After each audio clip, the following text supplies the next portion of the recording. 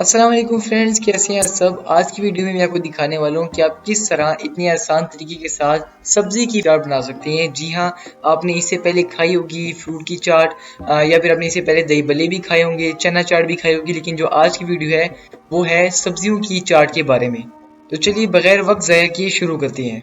तो फ्रेंड्स, यहाँ पर हम सबसे पहले चाहिए होंगे 2 अदद खीरे, जिसको मैंने क्यूब्स के अंदर काट लिया है और ये हाफ इंच के पीसेज हैं। इसके बाद मैंने लिए हैं टमाटर, ये भी 2 टमाटर हैं और इसके से मैंने बीज निकाल लिए हैं और मैंने इसका छिलका भी रिमूव कर दिया ताकि हम इसको आसानी से खा सकें। यहाँ पर मैंने लिया है 1 अदद प्याज, जिसको मैंने बारीक चॉप कर लिया है और इसको बारीक चॉप कर लेने के बाद मैंने इसको 15 मिनट तक ठंडे यख पानी के अंदर रखा। उसका फायदा ये होता है कि प्याज के अंदर जितनी भी एक स्मेल होती है, जो प्याज की एक अपनी महक होती है, वो सारी खत्म हो जाती है। अब यहाँ पर मैंने लिए हैं मटर और ये 1 पाव मटर के दाने हैं। और यहाँ पर आपके लिए एक और टिप है कि जब भी आप मटर को उबालते हैं पानी के अंदर, तो फिर उस उबले हुए पानी के अंदर आप नमक डाल दिया करें। इसका क्या फायदा होता है आपको कि जो नमक होती है इसका जायका आपको बिल्कुल फीका फीका जायका आपको नहीं लगता, आपको मटर के अंदर भी एक जायका महसूस होता है। और यहाँ पर मैंने लिए हैं आधा किलो आलू और इन आलू को मैंने उबाल लिया है और इस पूरी डिश का मेन इंग्रेडिएंट ही आलू है। और यहाँ पर आपको चाहिए होगी आधा किलो दही। अपनी डिश को स्पाइसी बनाने के लिए आप इसके अंदर हरी मिर्चों का भी इस्तेमाल कर सकते हैं। मैंने यहाँ पर 2 हरी मिर्चें ली हैं जिनको मैंने बारीक चॉप कर लिया है। आप अपने जायके के मुताबिक हरी मिर्चों को ज्यादा या कम भी कर सकते हैं और अगर आपको हरी मिर्चें पसंद नहीं है तो फिर आप नहीं भी डाल सकते।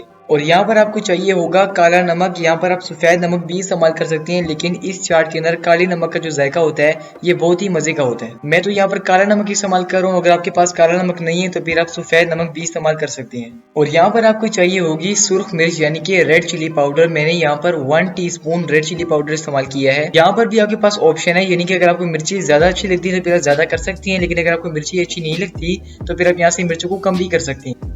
इसके बाद मैं यहाँ पर इस्तेमाल कर रहा हूँ चाट मसाला। आप किसी भी अच्छी कंपनी का चाट मसाला इस्तेमाल कर सकते हैं। अब देखिए माशाल्लाह से जितने भी इंग्रेडिएंट हैं वो सारे एक लाइन के अंदर आ गए और कितने खूबसूरत यहाँ पर नजर आ रहे हैं। अब चूंकि हमने जान लिया कि कौन कौन सी चीजें इस रेसिपी के अंदर इस्तेमाल होंगी, तो अभी शुरू करती है रेसिपी को बनाना। अब यहाँ पर हम सबसे पहले आलू को डालेंगे और यहाँ पर आप देखिए 1-1 इंच के पीसेस के अंदर हमने आलू को काट लिया है। और यहाँ पर बिस्मिल्लाहिर्रहमानिर्रहीम जितने भी आलू हैं सबको हमने डाल दिया। और अब बारी आती है खीरों की। यहाँ पर आप देख लें जो खीरों की शेप है ये भी बिल्कुल उस तरह जिस तरह हमने आलू को काटा था, 1-1 इंच के पीसेज हैं। और यहाँ पर बिस्मिल्लाहिर्रहमानिर्रहीम।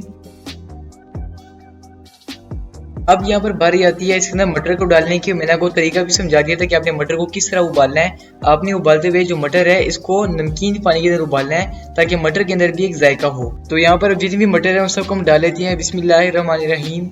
अब यहाँ पर बारी आती है टमाटर की। यहाँ पर आप देख लें मैंने टमाटर को किस तरह काटा है। इनके मैंने बीज भी रिमूव कर दिए हैं और इनके जो छिलके हैं वो भी रिमूव कर दिए हैं बिस्मिल्लाहिर्रहमानिर्रहीम। अब यहाँ पर हम डालेंगे प्याज को। मैंने आपको तरीका बता दिया था कि आपने प्याज के अंदर जो स्मेल होती है प्याज की उसको खत्म किस तरह करना है। और यहाँ पर हम प्याज को डालते हैं बिस्मिल्लाहिर्रहमानिर्रहीम। अब यहाँ पर जो दही है उसको मैं अच्छे से फेंट रहा हूँ। फेंटने का क्या फायदा होता है कि जो दही होती है इसका टेक्सचर बिल्कुल ठीक हो जाता है, यानी कि इसका बिल्कुल एक गाढ़ा सा टेक्सचर हो जाता है और ये खाने में भी काफी मजे की लगती है। अब यहाँ पर हमने दही को फेंट लिया है। हम दही के अंदर डाल लेते हैं बारीक कटी हुई हरी मिर्चें। और अभी मैं इसके अंदर डाल रहा हूँ 1 टीस्पून काला नमक यानी कि ब्लैक सॉल्ट। और यकीन करिए जो काला नमक होता है, अगर आप काला नमक इसके अंदर डालते हैं तो फिर जिसका मजा होता है वो दुबाला हो जाता है। और आपने सेम क्वांटिटी के अंदर ही यानी कि 1 टीस्पून आपने इसके अंदर रेड चिली पाउडर भी डालना है। यहाँ पर हमने जितनी भी मसाले दही के अंदर डाले हैं उन सबको भी अच्छे से मिक्स कर लेते हैं।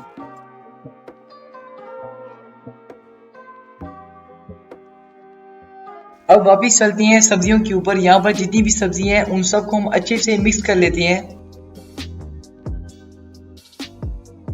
अब जो दही हमने प्रिपेयर की थी उस सबको हम डालेंगे सब्जियों के ऊपर।